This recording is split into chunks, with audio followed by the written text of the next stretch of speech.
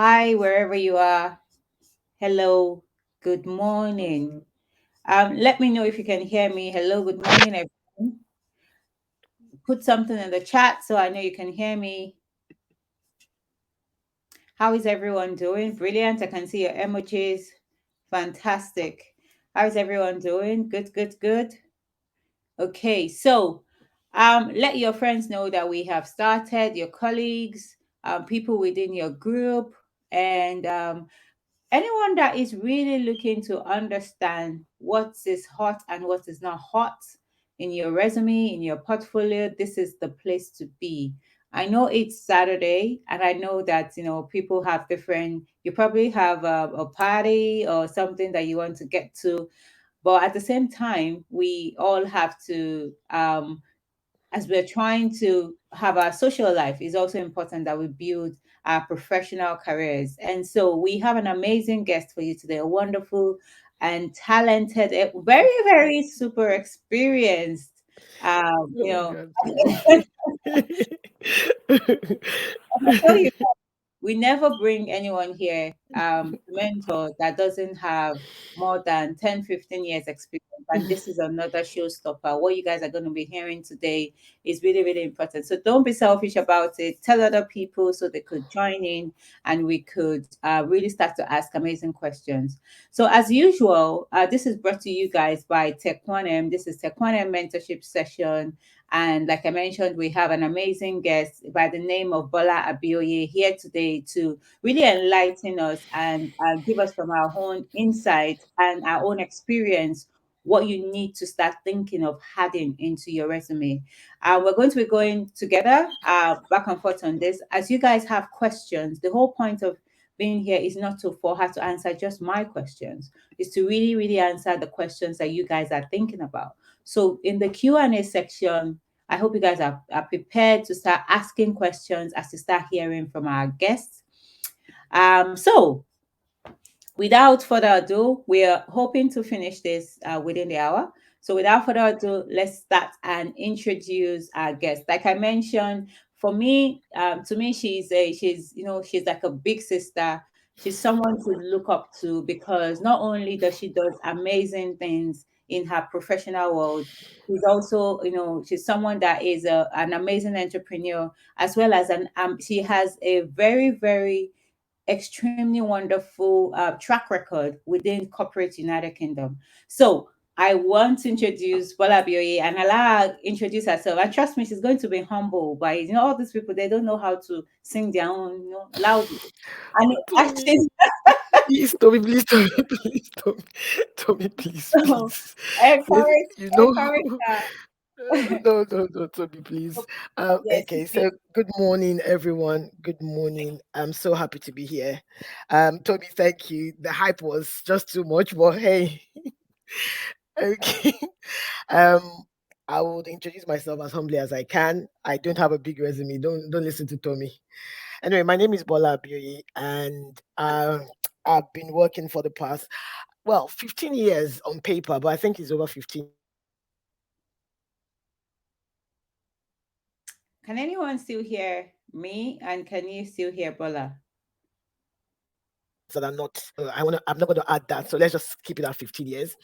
I've worked within investment banking. I've worked within FMCG as a project manager. Sometimes I work as a program manager. So I kind of switch between portfolios.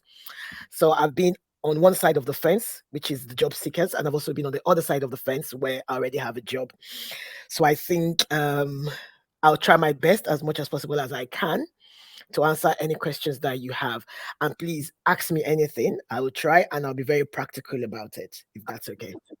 Okay, thank you. I told you guys she's going to come here and start being humble. What's the code? This is the traits that we get to see. Once and this trait is actually really funny, and it dives into this actually dives into our topic that we have today. When you've done so much, you've even forgotten all the things that you've done. And it just takes like somebody just saying, "Can you remember when we were in HSBC and you did this and you did that?" And you're like, "Oh yes, I actually really did that." But look, your resume is not saying that because you're trying to tone things down.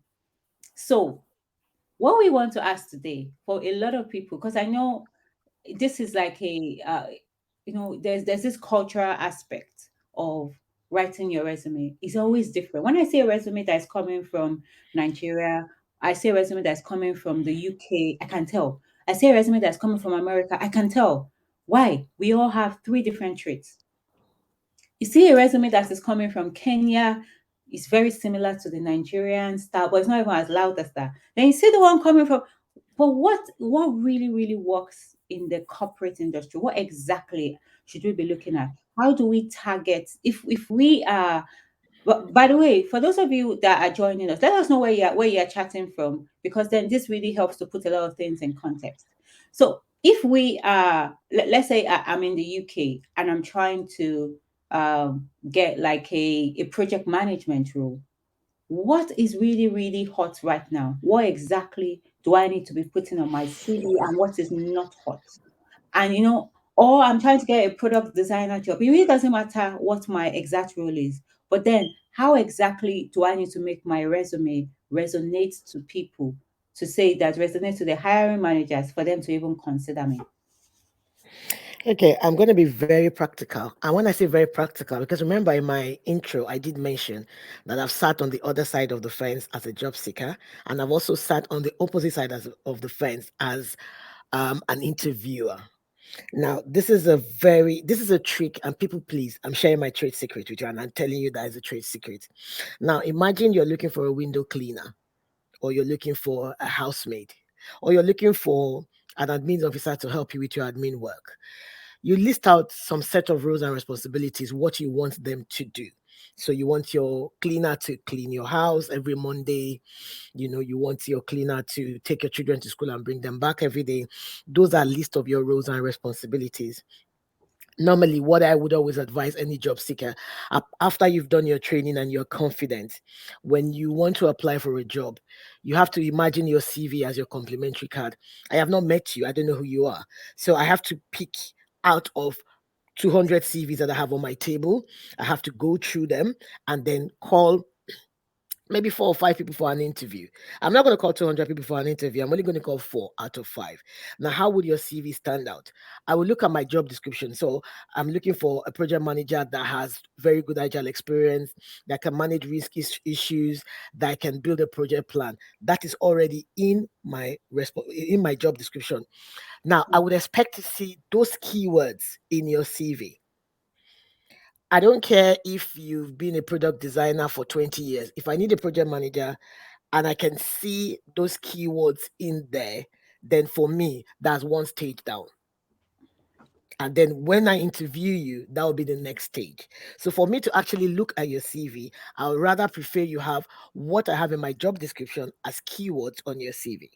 And trust me, people, it has worked for me over the years. This is my trade secret. It has worked for me over the years.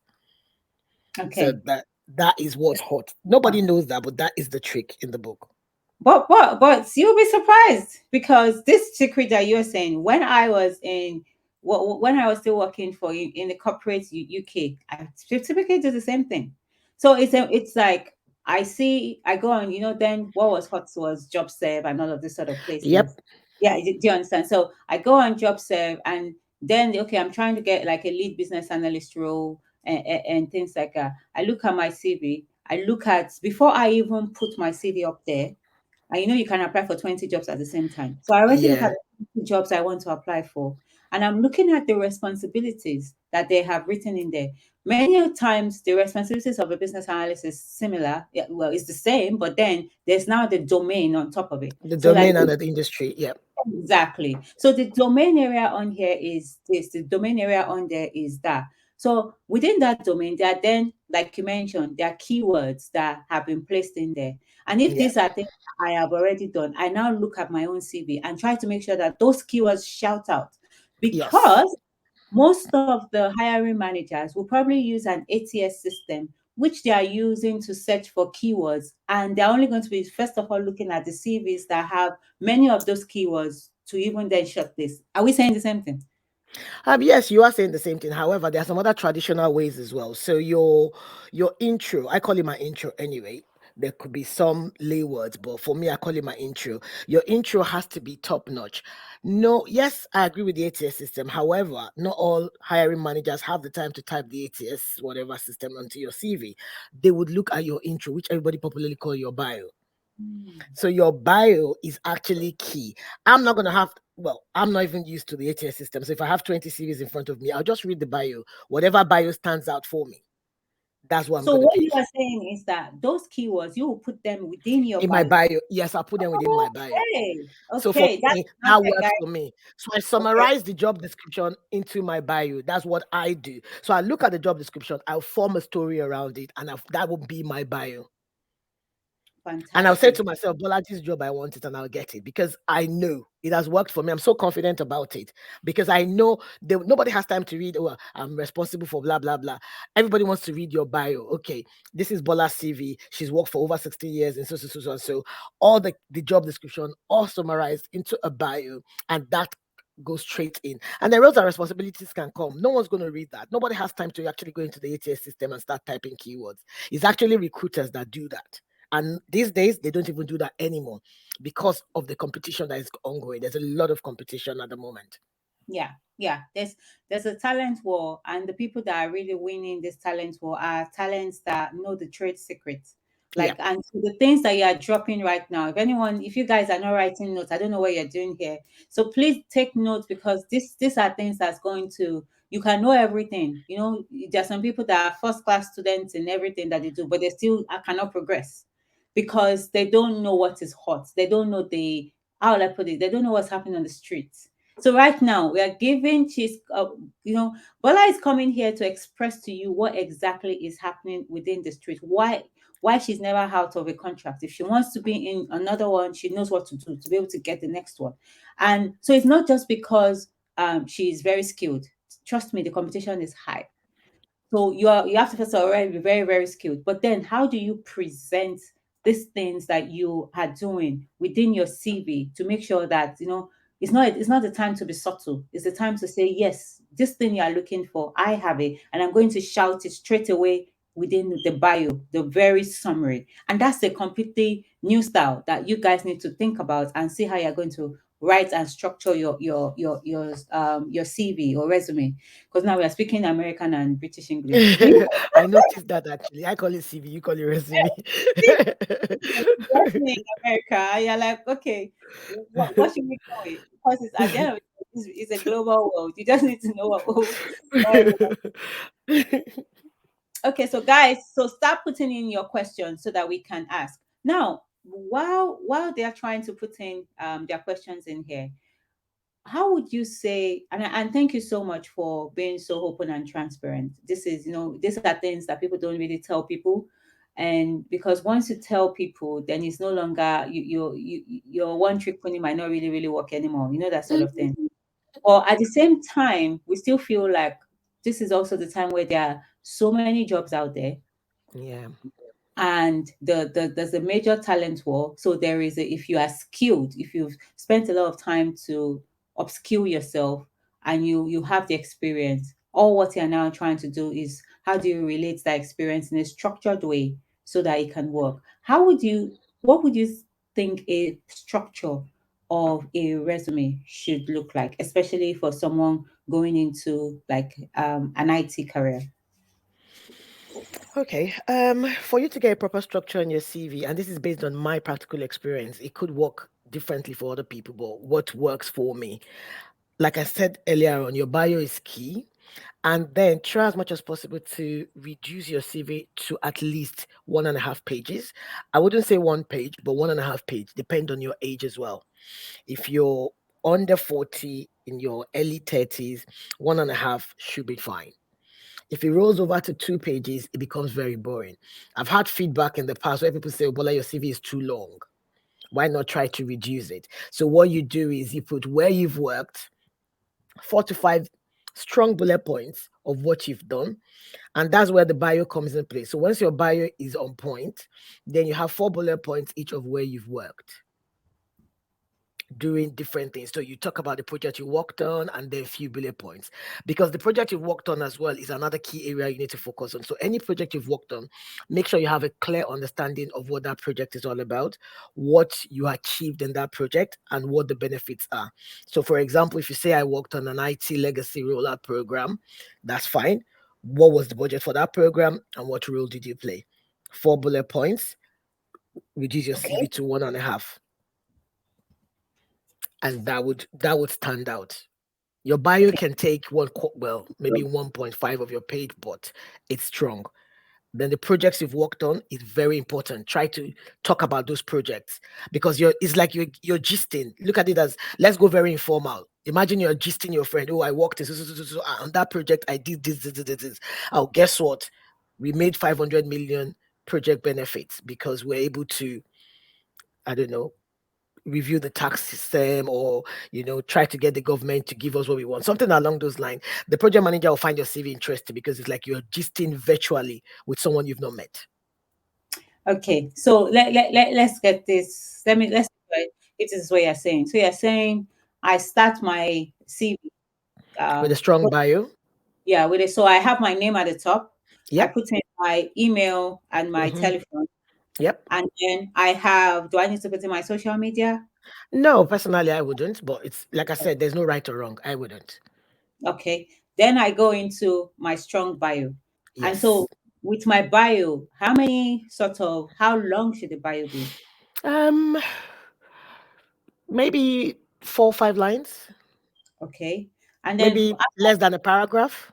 less than a paragraph. Okay. Yeah. So this is, as you're saying, this is looking similar to my CV as you're And then you have your key skills. So what so are your the key skills? You put that last in. my highlights, your Your key highlight skill. of your key skills, yes. And then you now start with the project you've worked on. Now, for each project you've worked on, at least give a line. So I worked on the upgrade of maybe a data center upgrade for HSBC. I delivered the data center system to Capgemini. That's the gist. Okay. So it's I'm taking it again. So where we then have the professional experience area. Within the Yes. professional experience area, so let's say I've worked for HSBC. So I write Mm-hmm. HSBC, I put in my time from Mm-hmm. so. Then I write the type of project. So Yeah, it's you like, worked on. yeah, so digital transformation Sure. Yep. project. Then I have like a tiny project summary, which is where I put in. So this is developing, improving a 45. This is a improving a 45 million pound project. Da, da, da. Is that what you're trying to say? Yes, but obviously now this is where you now kind of add a bit of tweak to it. You can say I project managed. So in the beginning of saying I worked on the digital transformation program, you would say I project managed. I was a team member that project managed the digital transformation for HSBC. So that's the gist. Those are the words that you're looking for. I worked with the team that project managed the digital transformation for HSBC. I was the lead project manager and Okay. the Okay. project was rolled out in 2020 or something like that. Because during the interviewer picked that, oh, I can see that you worked on the HSBC's digital transformation project. Could you tell us more about that? Because it's curious. So basically, what I'm just trying to say in a nutshell is your CV should strike curiosity. I should be eager to meet the person behind this CV because you've put so much in there and I'm eager to meet that person. Those are one of the things I would look at when I'm looking at the CV. And I'm looking to interview candidates. These are one of the key areas. I look at it as I want to gist with you. You've given me the tidbits. I want to physically see you. That's why sometimes you hear phrases like, "Oh, the CV I got versus the person I interviewed, they don't match." Yeah. Right. Okay. Yeah. Okay. Quite interesting. Um. So I so once I have so I'm just looking at this structure. So I've already written. It's almost like another mini bio for the project in Yeah, itself, but very mini, one line. but very many. So I Yeah, project manage. Yeah, I was part of the team that project manage. Or I project manage. Da, da, da, da. Okay. yeah, Now I now need to now write my responsibilities yeah. within And that. those are keywords. Yeah, so those you need keywords. Okay, fantastic. So I do that, and then once I have how far back, because this is another. I know this might not. go with everybody on this call, but how far back do you have to go? And this happens to especially people like yourself, like myself, that has over 15 years experience doing something. You can't really show your entire 15 years, or can you? Actually, no, I wouldn't. But what I would do is my first 5 years, I'll talk about it. Then the other 10 years, I'll just put the name of the organization and one line. So basically, first 5 years, I can say I'm in Lloyd's. And after Lloyd's, and then I'll put the name of each company I've worked with the summary of the project. And that's it. I'll leave it as it is.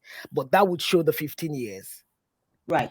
Okay, Yeah. fantastic. So then after the professional experience, you then have what comes next? Is this now where you go for your education and qualification, or what?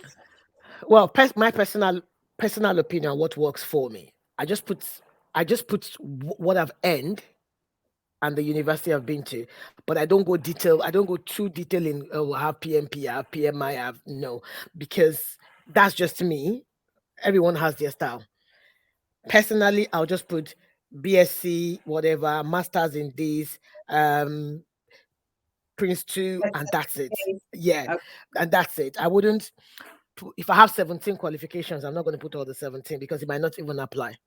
And you could be picked on for the minutest reason. Someone say, okay, fine, I don't need someone with SQL, but this lady she seems too technical. And when they ask the person why, oh, when you look at her CV, she has SQL this, SQL that, SQL database, SQL whatever, and that would not apply to the role. So indirectly, what he's trying to say is that when I bring this lady on board, when I'm speaking business oriental jargons, she'll be speaking technical oriental jargons because we are not on the same pace.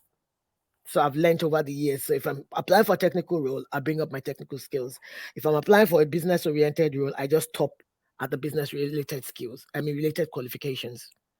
very interesting. That's another interesting trick. So it's not no. So you have to make sure that your CV, your resume, is very Aligns. aligned Yes. to the things they are applying. Otherwise, then you miss out. Okay, so we've started to get some questions. Let's put a question on here and Okay. see how you can help us answer. So this is from Amuche Blessed Uka. He or she is saying, for someone who is just starting out a new career path, how do you still impress interviewers with no work experience? Wow. Hmm. Okay. This is an interesting one. And this will take me back 30 years actually. So if you're starting out, the first thing I would advise you do is when you're applying for jobs, you apply for jobs with 1 year that require 1 year or 2 years experience.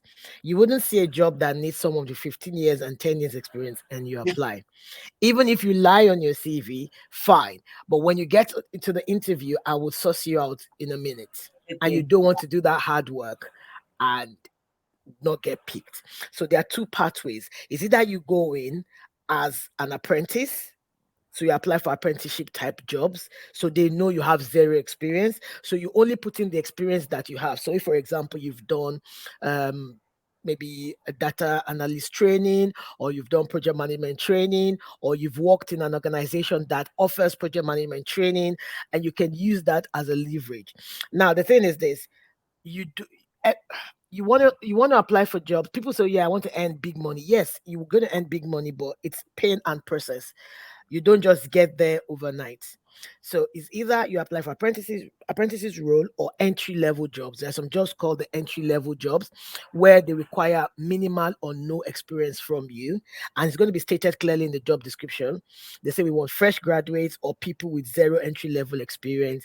So that even if you work in a supermarket or you work in a fishery, you only put in what applies. So for example, if you're looking for an entry level job in, let's say, Jaguar will say, okay, we need entry level candidates. You must have some work experience. We are going to train you up to be a project manager.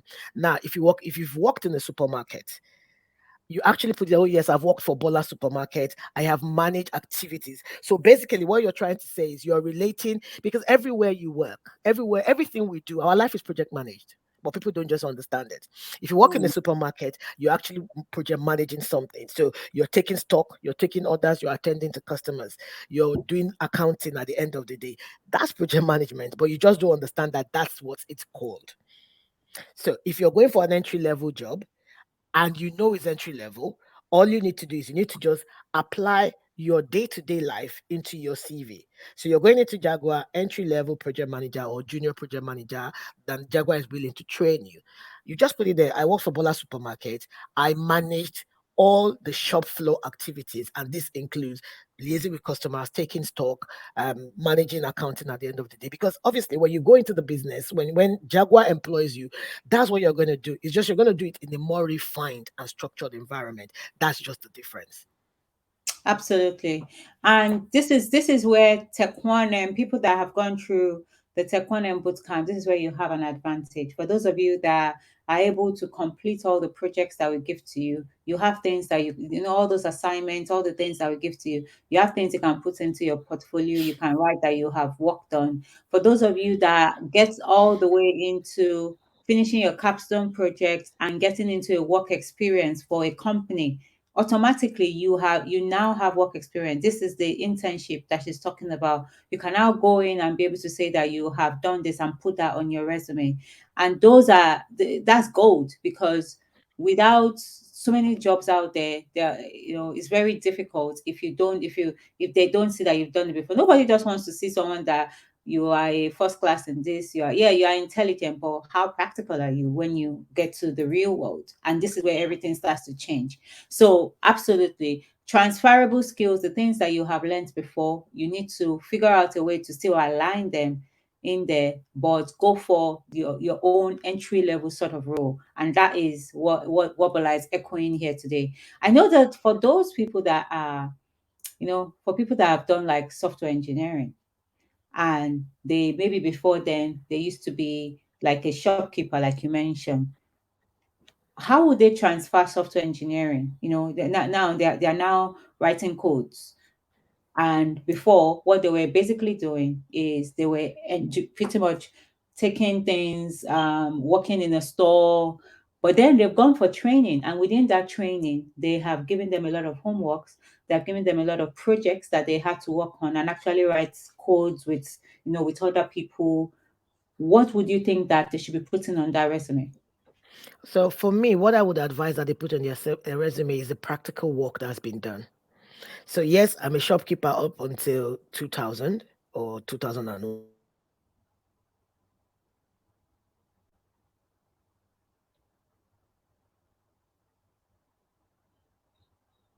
I joined software engineer and you have a portfolio. So basically you're selling your portfolio, you're not selling your skills. So I worked for Tech1M for 7 months or for 1 year and we delivered XYZ codes to XYZ organization. So this is more practical. And you're going to list the technical work that you've done. So we built this code, or I built, and mostly it's always the word I anyway. I built this code that did this. I built this code that did that. I was a recipient of this award at the end of my training. So that is very practical. Unfortunately, software engineering is not like your project management soft skills where you can say you did this and you can blab your way to through. Software engineering is more practical. You have to shout practical on your CV. So you wouldn't just say I wrote this code. You break it down. Now, what the interviewer will be seeing in the interview is imagining you being practical. Creating this code. That is what he's out for. He's not out for your soft skills. Soft skills you already have. But how do you convince me that you were the one that built this table if you're not able to demonstrate that to me in your CV? So you break it down. So I organized the wood, I got the paint, I designed the board, I released the code, and this code was used in so and so place, and I won an award. So you've given a smart response in your CV. Absolutely. So we're going to come back to that smart response very quickly. But let's take another question. So this is from, what did I do?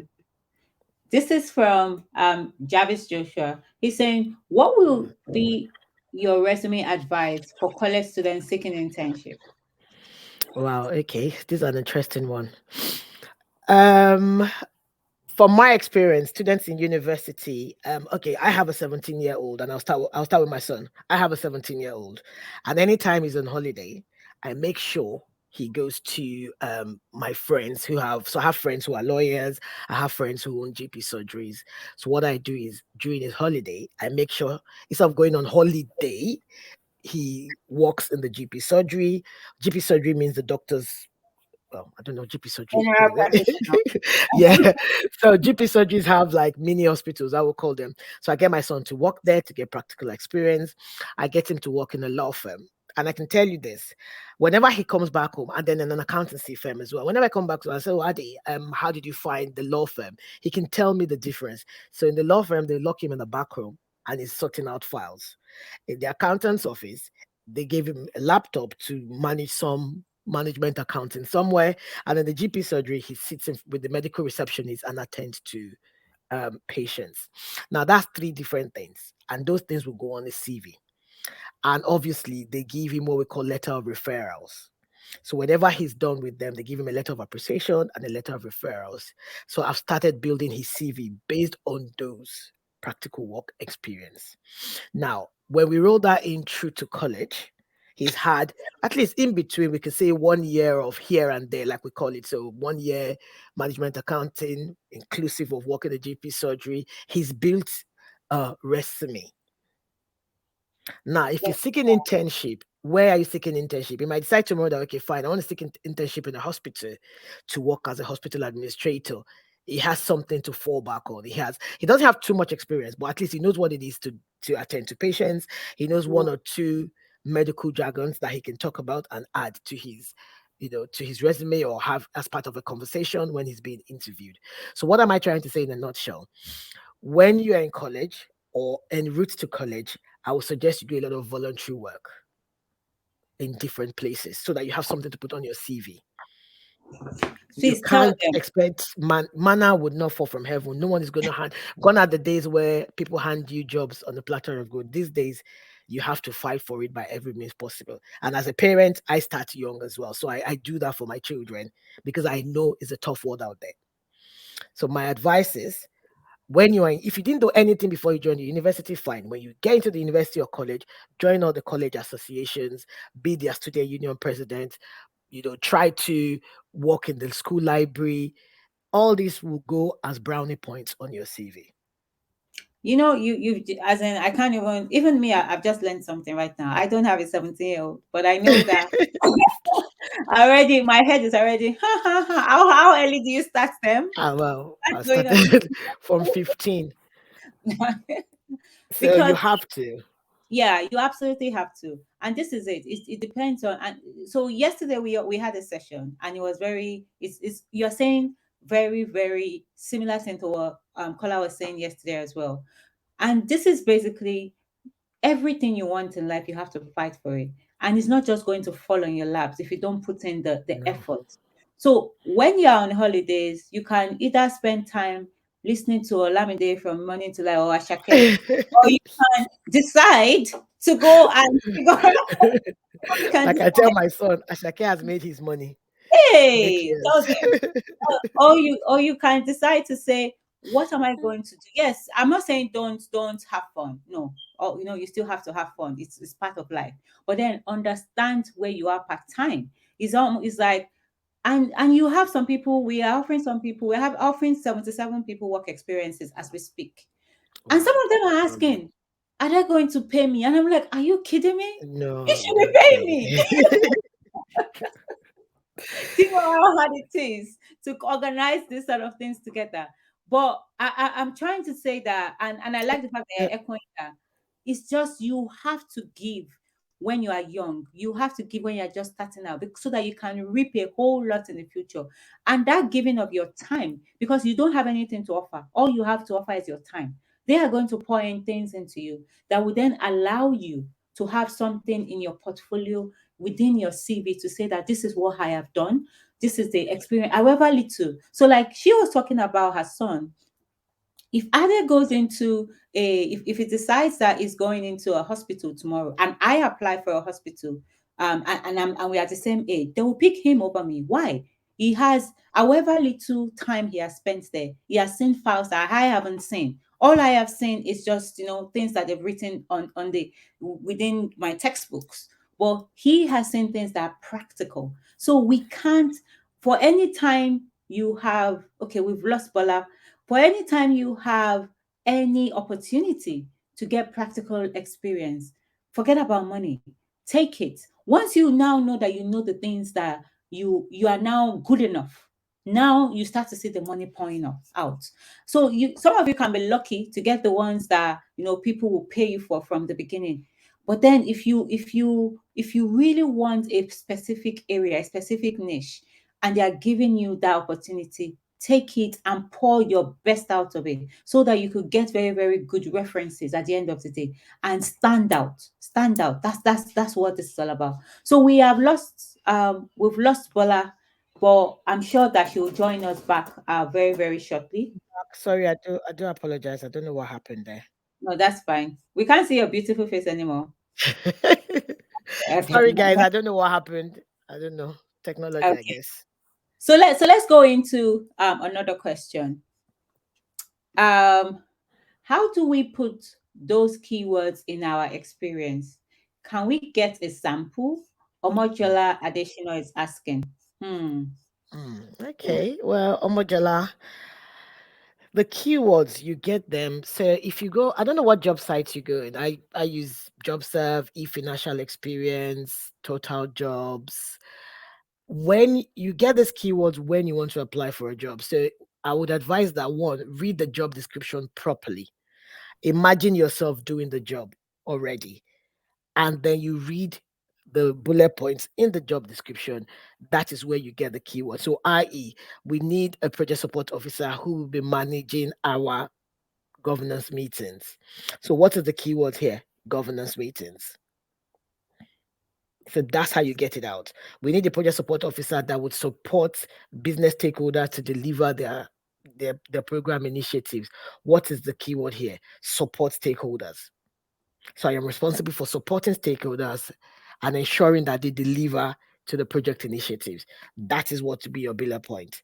So you have to read the job description and pick out those, what my son will call the big words out of it. Those big words are your keywords. Okay, fantastic. So I'll go a step further, Jola, in the sense that what at the end of January, I will host this session, which is going to echo exactly what Bola has said.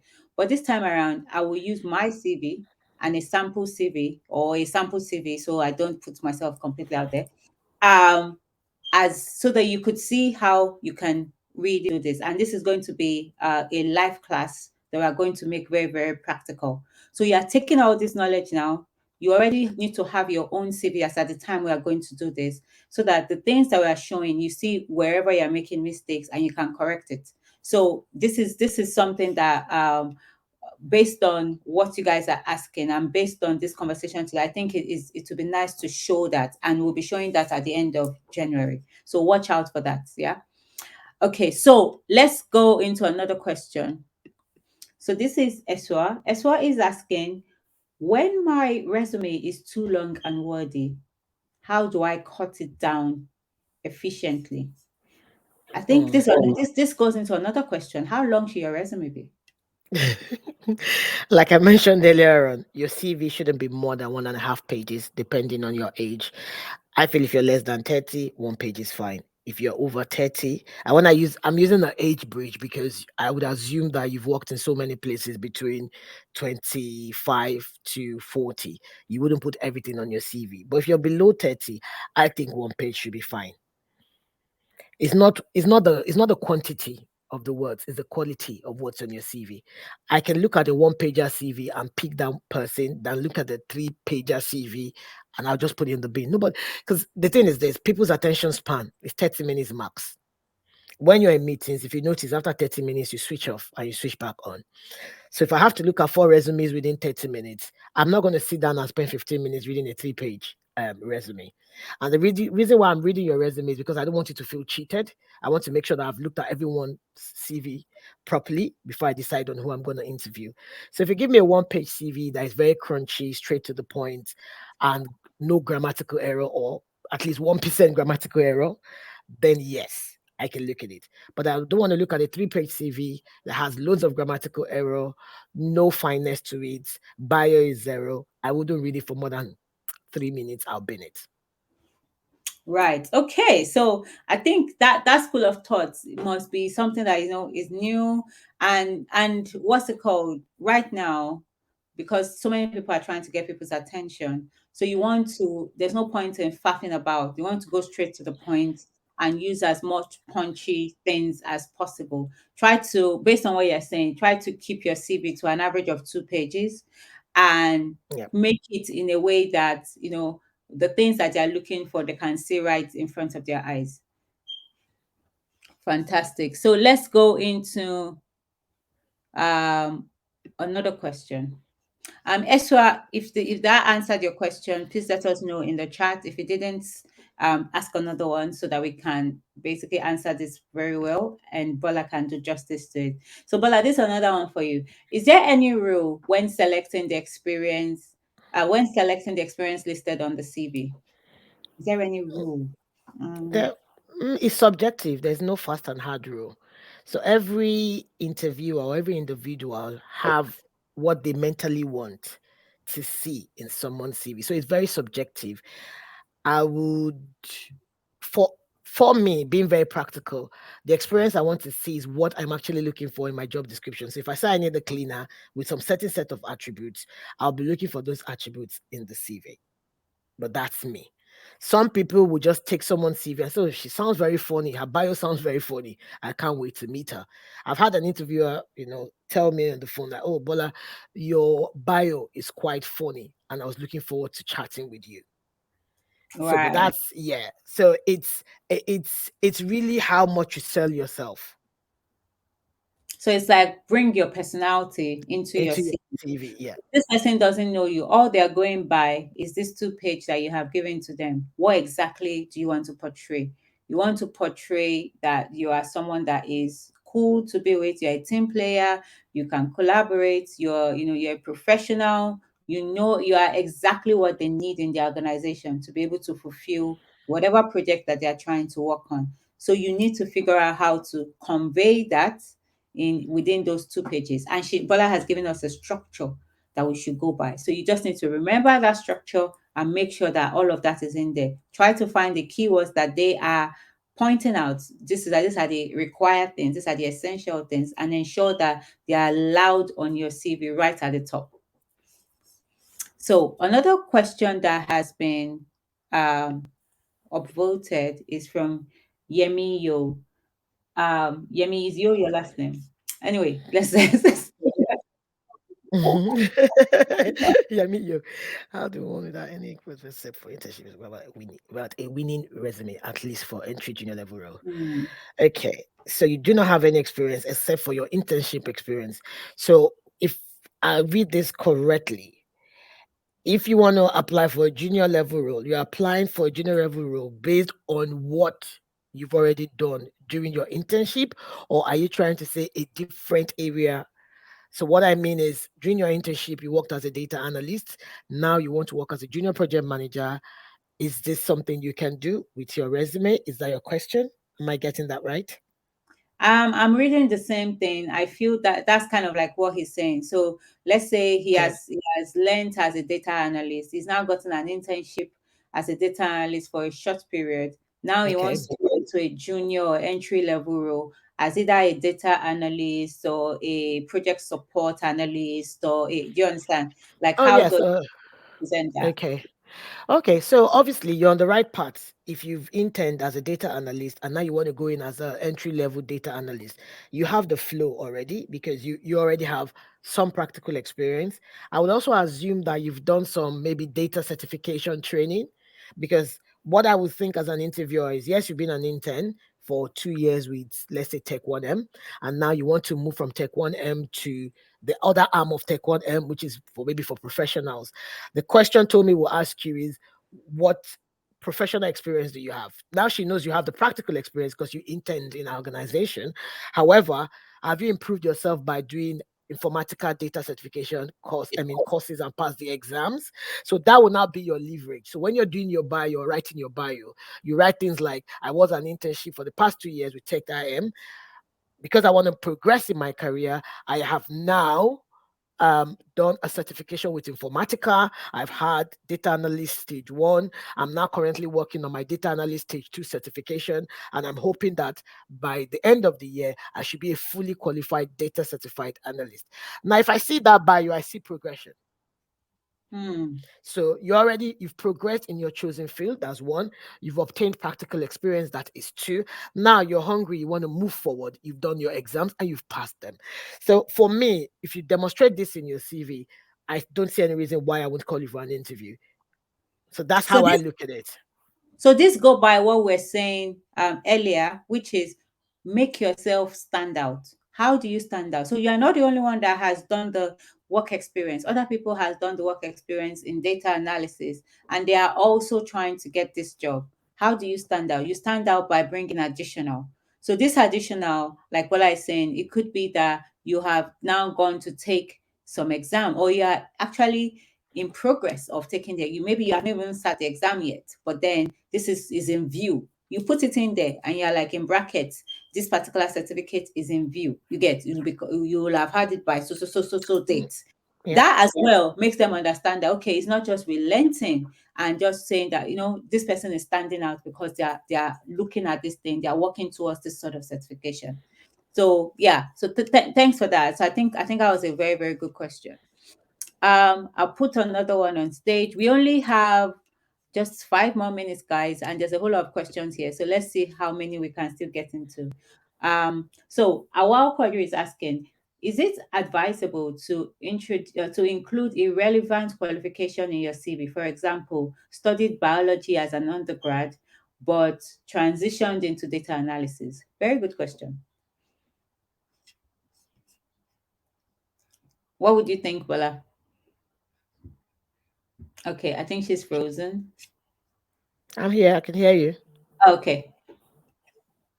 So what would you think of Awal's question? Okay. So your question a while is is it advisable to include irrelevant qualification in your CV? For example, studied biology as an undergraduate but transitioned into data analysis. No, actually. Okay, I'll give myself as an example. I studied mechanical engineering and I have that in my CV. It's to strike curiosity because I want to be curious. So I say, yeah, fine. When I'm interviewing you, I say, yeah, you study biology. So why did you switch to data analysis? So for me, you've struck something in me. I'm being curious. I want to know the why. Why would the biologist all of a sudden? Now, this question is a very tricky question if you get asked in an interview. Oh, so you study biology. So why data analyst? Why data analysis? I'm curious. Now, you should be able to relate what you study in biology to data analysis. So maybe, well, I'm not a biologist, but I know in biology you do soil sample as an example. And you can say things like, oh, during my biology classes as an undergraduate, soil analysis strike and I'm curious about them. I know that behind every activity, data is key. So in pulling together soil samples, I need to have my data complete. So you see, you're infusing your data analysis work to what you studied in university. Make sure in your head it aligns. If you feel it doesn't align, then I'll suggest you don't put it on your CV because with that one singular question, you may not even get the job because what you get is you cannot relate to what you study in uni with what your personal life is.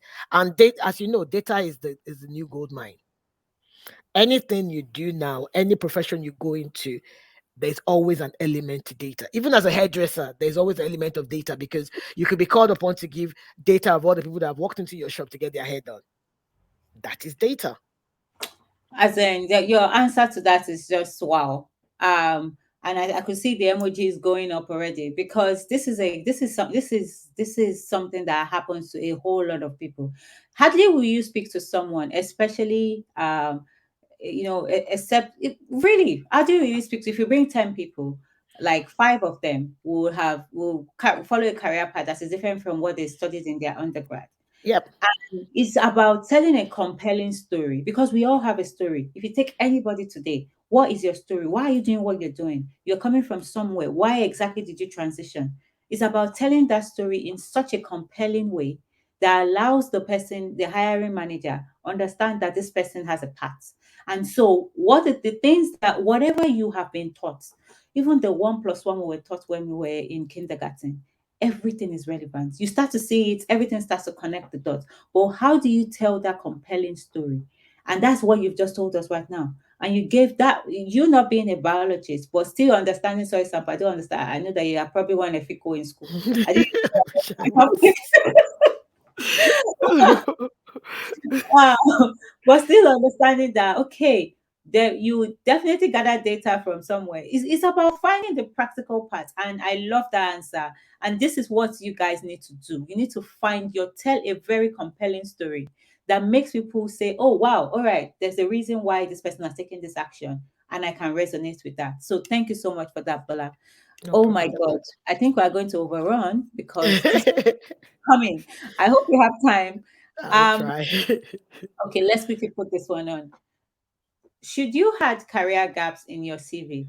I mean, being off the corporate world for some reason and trying to restart your career. This is from Nana, and Yes. yeah, Yes, Nana, you should add career gaps. However, you should be tactical about it. If your career gap is maternity, please put maternity there. If your career gap is because you started a business, please put it there.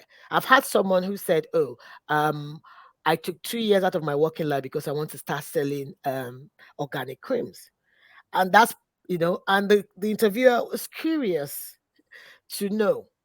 Okay, so you went ahead to sell cream. Why are you looking to come back into the corporate market? And that's where that compelling story comes about. That I actually took a loan from the bank to start a business. I did not do my visibility studies properly. I was misinformed and I made a loss. So I'm looking to come back into work. And that is a compelling story. yeah. You just have to People figure love out. stories. Just figure Yeah, out a good story. It has to also tie in with what you're doing. It that's also has to tie in with, because you will get asked anything you put on your CV. Just look at it this way: anything you put on your CV, I could pick on anything. I might not even ask you what you're currently doing at the moment. I could go 10 years back and say, "Oh, I can see you work for Maxline as a shipping manager. So tell me about Maskline and tell me what you did as a shipping manager." Remember, it doesn't even relate to the project manager role I'm looking for, the program manager role. No, it has nothing to do with it. It was when I worked for a shipping manager. I worked as a shipping manager in Maskline, like maybe 10 years ago. And someone is asking me, "Oh, I see you worked as a shipping manager. So what was the rate? What was the dollar rate for shipping at the time?" I just have to oops. say it. I just have to remember it. And apparently the interviewer also worked as a shipping manager for a competitor. Right. So he was curious to know, "Oh, yeah, so you worked as a shipping manager, really? So what was the dollar rate for cashew in 2000 and so, so, so, so, and so?" I had to say, "Oh, this was the dollar rate, it was $5 a ton." "Oh, really? So what happened? Do you know the new rate now?" "Oh, no, I've left shipping I'm now in another world." "Oh, yes, oh, yeah, yeah, yeah, yeah." We've had a virtual connection. We've Yeah, bonded virtually already. So things like that, when you put them on your CV, make sure your story is strong. I know people lie on their CV, people do, but I always tell people, if you must lie on your CV, lie a lie that you can defend, lie a lie that you can comfortably sit down and say it without mincing words. So what that means is do your research properly. back You it can't up. put Unilever on your CV and they ask you, "Oh, I see you worked in an FMCG company." And you're like, "No, I didn't work in FMCG. I worked in Unilever." Of course, Unilever is a fast moving goods Exactly. organization. You understand? I've seen people do that. I wouldn't say, "Oh, I see you worked in Unilever." I'll say, "Oh, I see you worked in one of the FMCG." Exactly. And if you don't know that Unilever is in FMCG, you like, what? Seriously? If you work as fast moving consumer goods. So any organization that does things like your fleet, your toothpaste, we see them as fast moving consumer goods. But people don't know that that's what it means. So if I'm interviewing you, I won't say, "Oh, I see you worked in Unilever." So I see you worked in one of the big FMCGs. "Oh, I see you've worked in one of the big fours." You need to know what the big fours are in consultancy. So please, please, if you must lie on your CV, make sure you sat down, you've understudy, you have practical examples, you have a good day in a life experience that you're going to talk about. The worst embarrassment that will ever happen to you is to get caught in an interview for lying. It's going to remain with you for a long time and it might affect you applying for other jobs. Don't get me wrong, it might not ruin your reputation, but you feel very uncomfortable during your interviews. You'll be thinking, "Oh, I hope they won't catch me lying another lie." And that would affect your performance. Absolutely. And it's in as much as the recruitment world seems very large, it's also a small niche, because if you are interviewing with a very, very top recruiter, you're blacklisted in a way, because Straight. they know that once they put you forward, this person is not who they say they are. So you either have to leave that experience. Experience is, you need to have the experience. When you're putting things on your CV, have a way to back it up. Either you've done it or you know how you're going to do it. Going to do it. Yes. You understand? So you have to back it up. All people want to know, the person that is calling you for an interview, they've already seen your CV. They believe what is on your CV. They're now just trying to say, is this person real? Can this person really work in our company? Is this the right person I am looking for? All they're looking for is to back up your entire story. And if you can't, if you're caught in a lie, like she said, it's always going to affect you. And you it could, it might not ruin you forever, but it will definitely put a solid dent, and you don't want that. Okay, Bola, it is already past 12. We have about, I don't even know where these questions keep coming. I'll stop asking questions. Um, I think this I need to ask you, how are you for time? Do you have, how many more minutes do you think? Oh, I can well, I can spare I can take questions up to 12:15. I have a 12:30 appointment. okay, all right. Thank you for that. Thank you. So I will go in. If there, please don't ask any more questions. Just upvote you want me to put up, please. So this is from Bukola Yusuf.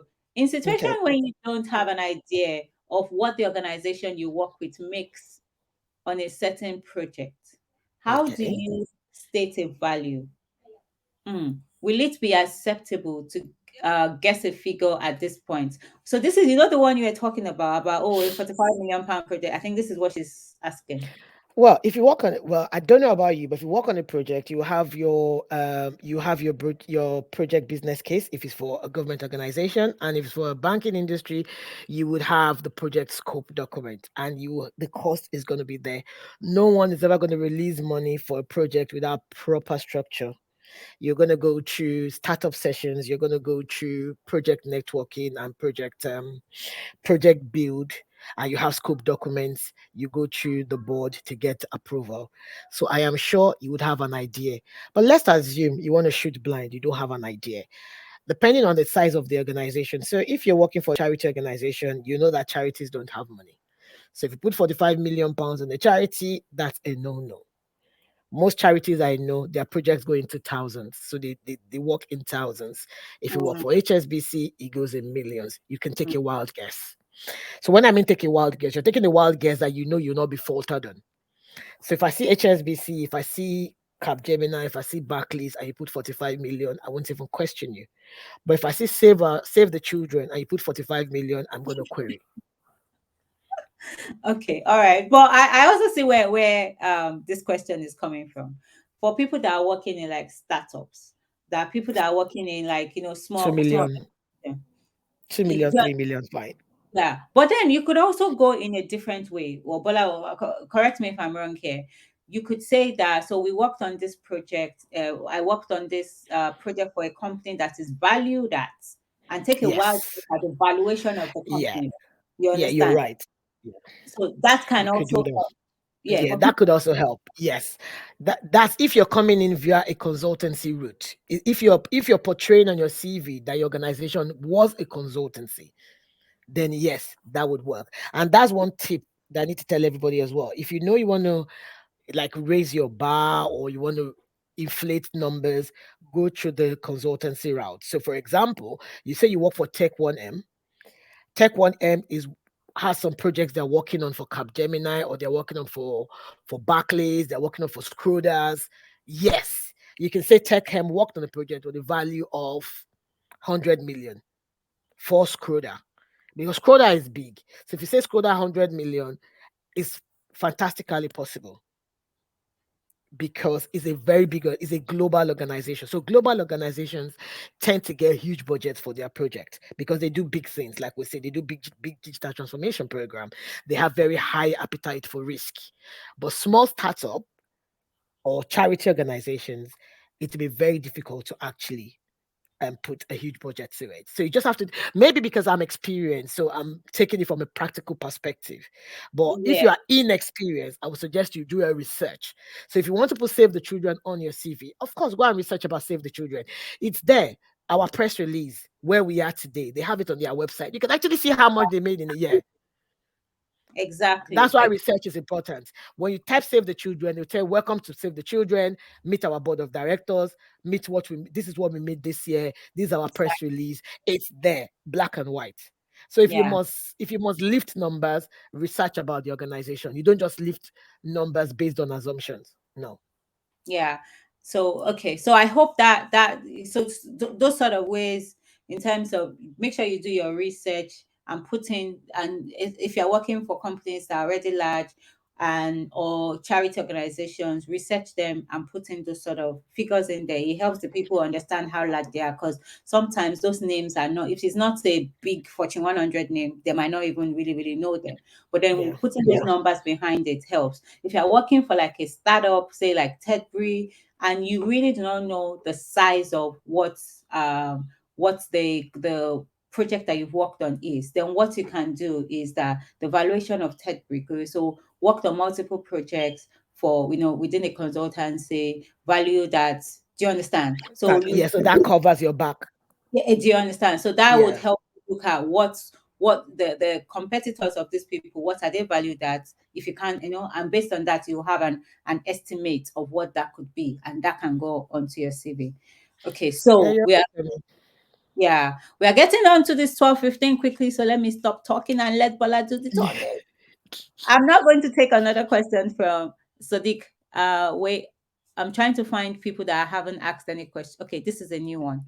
I'll put in. So this is from Amuche Blessed Uka. Under education section, does my background affect my selection? I'm currently studying biochemistry, but interested in working in investment banking and finance sector. Do I stand a chance to be selected? Oh, yes, you do. And one advice for you, Amuche, since you're studying biochemistry and you're interested in working in investment banking, I would suggest that you try as much as possible to start looking out for apprenticeship, voluntary holiday work in the bank. That will be where you can get some sort of experience. So yes, biochemistry is fantastic. I would suggest you study that. However, for you to get practical experience, you have to get your hands dirty. So you can do voluntary work in the bank. I don't know where you live, but you can do voluntary work, you can do holiday work. This will count towards the experience that you have. What you study doesn't really matter. Like I did mention, I did engineering and I don't think I'm working as an engineer. I've never worked as one. So I would suggest that the holiday voluntary entry level jobs into the banking industry that would help. Okay. Another thing, Amuche, blessed, sorry, Uka, is that we are going to be having another guest in January, which you should look out for. His name is Kunle Edwards. You can figure out where that's coming from. Um, he's he studied biochemistry in his undergrad, and he's now an investment banker. So it would be nice for you to hear how he did that. And everything Bala is saying is definitely the sort of route that he took. But then that will give you even more insight, because it's like practical, based on exactly what where you are right now, where you want to be. So you could see that. So watch out for that mentorship session as well. So let me mark this one. And okay, so I'll take the question from, all right, this has been upvoted. Oh my god. Should one state referees? Okay, so this is like your references Hmm, in CV. okay. What do you think? Well, my practical opinion, I do not state references on my CV, but that's me. I would suggest that you don't. Actually, you need to pre-inform your referee before including their name in your CV. If you look at some people's CVs, they'll say, oh, references available on request. And I Request, think yeah. I think that should work. You don't need to put your references on your CV before. However, for entry level, junior, apprenticeship, you need to put your references on your CV Okay. because Ah, they will need to speak to them before selecting you. interesting. Okay. So Another question here. This is going to be, if we can answer this one in 30 seconds. Also, is there any tips in selecting project to be listed on the experience? Should it be the same niche with the job space? No, One is one is up there. It's subjective, yes or no. Yes and no, sorry. If you're applying for a project manager role, I would suggest that project management related projects should be on your CV.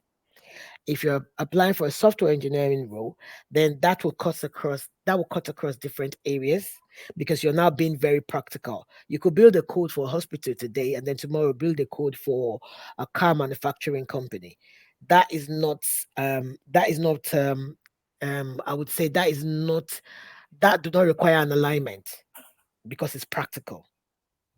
But if you're applying for a project manager role within an organization in the same niche, then I would suggest that you put all your project management experience as it relates to that organization, as to that project.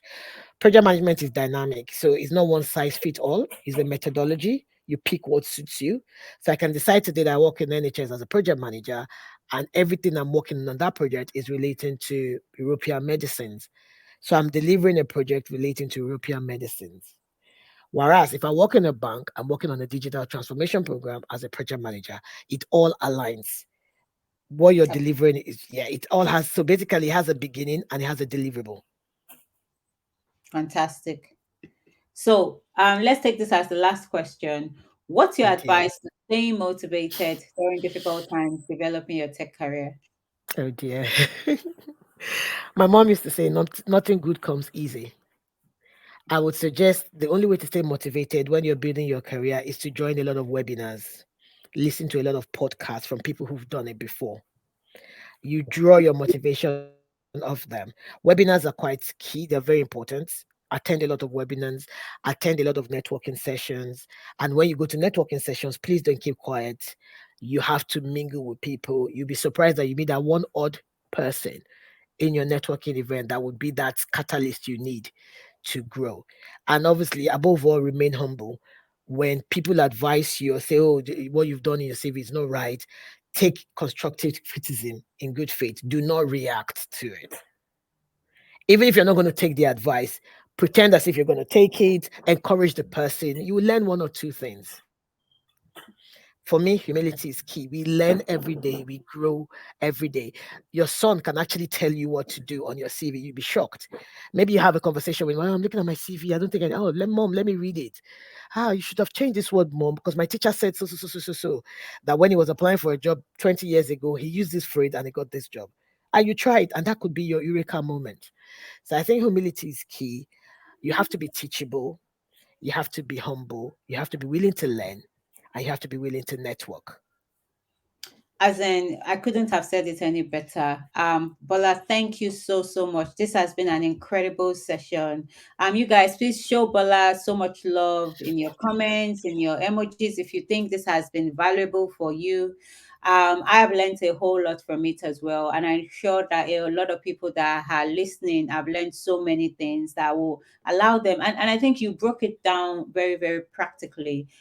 Even though you are technical, you didn't make it overly technical. You brought it to in a way that they would really, really understand, and we really, really appreciate that. And Thanks now, so much for guys, having yeah, you're welcome, guys. The good news is that we're going to be having Bola again me. in January. Can you believe that? So this is gear yourself up for bring out all your questions. It's going to be in here, and you could tell if this is as insightful. You can imagine what with 2023 and all the vibes and all the amazing things that she's going to be bringing to us. Please make sure you're there next year when we have that, and the dates are going to be in the event session pretty soon. Thank you so much for everyone that joined us, especially a very, very big thank you to Bola for giving us her Thanks time, for for making having me. yeah, thank you. We really appreciate that you accepted our, that you're paying it forward, bringing your experience into today's new generation that are trying to accelerate their careers. So until next time, I can't really tell you what the next date is because there's just so much things happening. So you guys stay tuned, check the event section, look at the next mentorship session we're going to be having. We're bringing more and more interesting people like the one we have here right now. So thank you so much. Enjoy your weekend, and we'll see you guys soon. Thank you again, Bola. Thank you Uh, so much for having me, guys. Thank you. thank you. Cheers. Bye. Bye. Bye. Bye, everyone. Bye. Bye.